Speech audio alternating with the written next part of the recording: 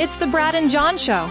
It is the Brad and John Show. This is C Block, Charlie Block, which means we started right around 7:40. It's 7:47.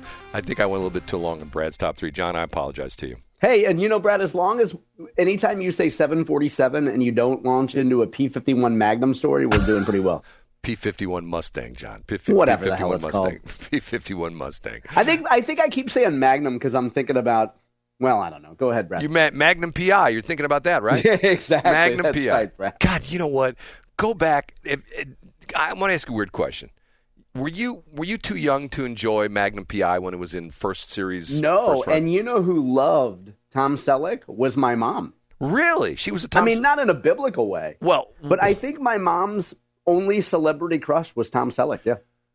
Now he did look kind of like my dad, so I think my mom could rationalize it like, "Oh, honey, he looks a lot like you," you know. But like, oh yeah, my mom had a thing for Tom Selleck on the low. Did your dad have that big porn stash? No, but at different times he did have a hearty mustache, and you know, my dad was in good shape. Never lifted a weight in his life, but he was built like a Greek god. So I think Tom Selleck. I think my mom could justify liking Tom Selleck. Well, you know, that was one of those shows. I got this article the other day. And, you know, I read a lot. John, I read a tremendous amount. I know you do, too, because of the fact that you have to do what you do with your John's Top 3 and the whole JohnCombest.com thing. But every once in a while, something really hits me. And I got an email from this guy him and his brother run a company, and I won't bore you with the name of the company, but they do marketing. And he gives an example of and I thought this was a great example. His wife's mother, in other words, his mother-in-law, runs a dance studio. And this is someplace, I think, in the Baltimore area. And it's quasi-successful, okay? Quasi-successful, meaning that, you know, she puts in a lot of hours, and she probably makes $50,000, $60,000 a year after the smoke clears. And she said to him one day, "Can you help me take my dance studio to the next level?" And he said, "Yeah, well, you know, I've had some ideas, but I've never really wanted to, you know, come forward and sound like I'm the son-in-law who's going to tell you what to do. But you ask, so I will do it." So he contacted a guy who specializes in coaching dance studios. And he said that his mother's studio at the time had been in business, his mother-in-law's studio had been in business for several years and was making between $250,000 and $300,000 a year, and she was pulling $50,000 a year out of that. So he contacts this guy who is like a coach or an expert on dance studios. Dance studios hire him around the country, and he comes in and he flies in and he says, "Okay, do this, do this, do this, do this, do this, do this." And he says, "What's one of your most successful dance studios? What do they do?" And he says, "Oh, I've got a bunch of them. I can tell you right off the top, I've got several of them that are in the millions of dollars. Matter of fact, one of them that's near your mom's studio is making $2.5 million a year. They're grossing $2.5 million a year." And he said, "What's the difference?" And he said, the expert said, "They don't do anything the other studios do." The idea being is that most people see what their competition's doing, and they do the same thing. And they think, well, they're doing this, we'll do pretty much the same thing. And to a certain extent, that's what's happened in the radio business. The radio business is very much of a copycat kind of business, where to the point where everybody's doing, if you go back in the history of radio, there's a guy by the name of Bill Drake, and everybody was doing the Drake format and was here in St. Louis in the old days of Curl. But the idea being it was what everybody was doing, and if it's successful, you should do it too. Now, the interesting part of that was when they put the Arch on, the Arch essentially originally was a copycat station from what they called Jack FM. Yeah, and Jack was a pioneer in that format, right? Right, and believe it or not, it was sort of pioneered by a Canadian company because Canada has interesting rules. I don't know if I've ever said this before or not, but Canada, I think it's called CanCon or something like that, where Canadian radio stations that play music, you have to play X amount of your playlist has to be Canadian artists. Even if they suck, you have to have X amount of Canadian music on your, not that they're singing "Oh Canada" or anything like that, but Canadian artists, you know, producers and stuff like that. So anyway, going back to this, the guy says, this is the marketing genius, he says, don't follow the competition. Now, the problem with this is I've talked about this all in my industry specifically, McRadio, okay? You can jump in your car this morning, head west on I-70, and start punching the scan button at probably 9 o'clock in the morning and hear Ryan Seacrest on I don't know how many different radio stations, because it's all iHeart crap, or it's stations that are taking Ryan Seacrest. It's the same stuff, and that's what's happened to the radio business. And to a certain extent, that's why you and I exist, John. This show, and if I had more time, and if you had more time, and we were making more money, we would expand this show because it's different. There's nobody doing what you and I do in morning radio. John, I'm not trying to say pat ourselves on the back, but would you agree that this show is very unique? Yeah, I think it is unique. And there's plenty of folks who talk about, there's multiple folks who talk about, I think, some local issues. I mean, but I think we're unique in that we don't, we were adamant when we first got together, Brad. I said I don't want to have one of those boring interview shows where people zone out and ask Jay Ashcroft the same 3 questions and pretend like what he's saying is interesting. Right. Like we weren't going to do that. Right. And for example, we do very few interviews, but the interviews we do are, this is me, they always have an interesting component. Wouldn't you say that I ask them? Yeah, Brad, you do a great job, and sometimes you require a little bit of prodding and maybe a little bit of getting back on track.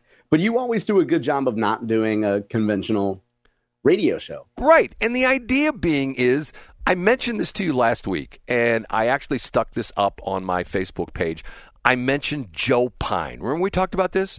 Yeah, I do remember this, Brad. Did you look that up by any chance, do any research on it? No, of course not. Okay. I did, because I'm a fan of biographies, a huge fan of biographies. Joe Pyne was this goes back into the 60s. And let me see if I can pull this up real quick. I think I saved it on my list of things to talk about. Joe Pyne, Pyne. You can go and research it yourself. Joe Pyne was, and keep in mind, this was back in the 60s. And Joe Pyne was very, very, very controversial because of the fact that by the way, congratulations to Oklahoma City. I love to see a small, quote unquote, not one of the majors. And there was a lot of, I don't know if you saw this or not, there was a lot of this, nobody's going to watch the NBA Finals this year because it's two small market teams at Oklahoma City and Indiana. Who cares about them? It was probably one of the most, if you're into NBA basketball, one of the best playoffs. And the interesting part of it is very few of the NBA playoffs have gone to a Game 7. Did you know that? It's almost... Yeah, I heard that on the radio this morning. It's almost... Okay. Joe Pyne, born on December 22nd, 1924, died March 23rd, 1970. He died at 45. Yes, age 45. Now, what's interesting about it is he was a veteran, and I believe somehow or another he lost a leg. So he was an amputee, and he only had one leg. And that talks about the fact that his career, he did TV, and he started out as a radio. Yeah, here we go. Discharged from the Marines at the end of World War II, Pyne attended a local drama school to correct a speech impediment, so already had problems, okay? While studying there, he decided to try radio. He worked briefly in Lumberton, North Carolina, before he was hired at a new station in Brookhaven, Pennsylvania. After an argument with the owner, sounds like J.C. Corcoran, doesn't it? He was fired. Next, he got a job at a radio station in Wilmington, Delaware, the first of 3 times he would work at that station. A few months later, in March 1948, he left, I won't go through all the different radio stations, okay? After leaving WLIP, he moved to Atlantic City, New Jersey, where he took a job at WPFG as a disc jockey and offered brief commentary to fill the silence while switching records. One evening, he made a comment about corrupt politics in town, which led to the station manager suggesting he change his broadcasting style, as he recalls it, to quit playing records and just talk. Pyne gradually developed his on-air persona as an opinionated host who knew something about everything. Around 1950, it goes through the whole thing, and he ended up with a TV show. Now, get this. He was a chain smoker. Remember I talked about the fact that if you watched, like Tom Snyder, we talked about Tom Snyder always had a cigarette in his hand. And Johnny Carson did. Johnny Carson did as well, too. But Joe Pyne was a chain smoker. And Joe Pyne got emphysema, and he got so sick he couldn't leave his house to do the show anymore. So the company built a studio in his house, and he did the talk show in his house until he literally died. He died doing the talk show. And if you go back and watch the videos, there are people that say every single one of the people that does TV talk show and even radio talk shows owes it to Joe Pyne, because Joe Pyne essentially created a genre that didn't exist. Because up until that point in time, the TV talk shows were typically a very well-respected journalist who would say, now, Mr. Smith, in Congress last week, you said that it was impossible. Yeah, and it's kind of like how today, local radio, they usually have 2 worthless journalism degrees, and they praise Dr. Camille Winter once a week. John, do you think I was praising Adam Schnelting by giving the Adam Schnelting Award to the goofball in Connecticut who wants to have a state law that has times for the previews and times for the actual movie? Do you think I was complimentary of Mr. Schnelting? I think you were, and I think it's a sly way to get him to go on a movie date with you. I think you want to sidle up to him in a movie theater. I think he's married. That it would be a good place to maybe pitch some business or tell one of your Bill Eigel stories again. Now, get this. Here's a pioneer. In March 1966, the NBC radio network, this is Joe Pyne, began syndicating The Joe Pyne Show on radio, which connected Pyne to an audience nationwide. That July, Time reported that almost 100 stations in the LA metro area alone and more than 250 stations in total were broadcasting the daily radio program. And the weekly television show was syndicated in 3 major markets, with 21 additional television stations expected to begin syndication by September. Wait a minute. Did you say 3? Yes, he was on. So he was the originator of what the BS show used to do with the Trimulcast. Right. Remember when you and Shelley would say that you guys were Trimulcast on 3 stations? Between his radio and television program, Pyne reportedly earned $200,000 a year. In 2024, equivalent $1.9 million. Very nice. Are $4,000 per week. Now, the controversy was, it's actually, Pyne was a lifelong smoker and was rarely seen without a cigarette in his hand, even when he was on the air. In 1969, he noticed it was becoming increasingly hard to breathe, leading him to being diagnosed with lung cancer. He stopped his television show after it became difficult to drive to the studio, but he set up a makeshift studio at home to continue the show for a few more months. Eventually, even that became impossible, and he retired altogether in November of 1969. He died in L.A. on March 23rd of 1970. And here we go. In the years following Pyne's death, many talk show hosts drew inspiration from him and sought to emulate his on-air persona of the angry host who belittles and jeers at guests. Is that you, John? I was just going to say, hold on, wait a second.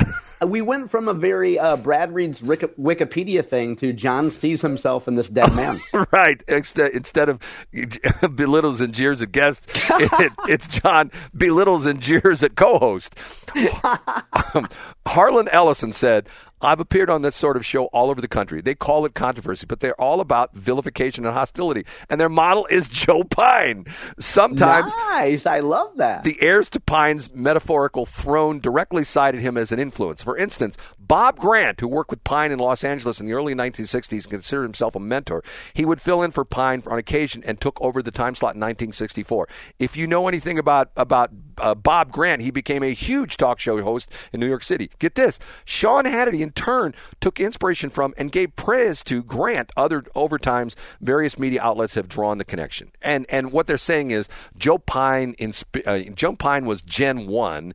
He inspired Gen 2, who was essentially the Sean Hannity's, the Bob Grants of the world. And Gen 3 would have been the Rush Limbaughs and the Sean Hannitys. Yeah, and Gen 4 is Diane Jones, which you can listen to on KLPW right now. And it's not, what's her name?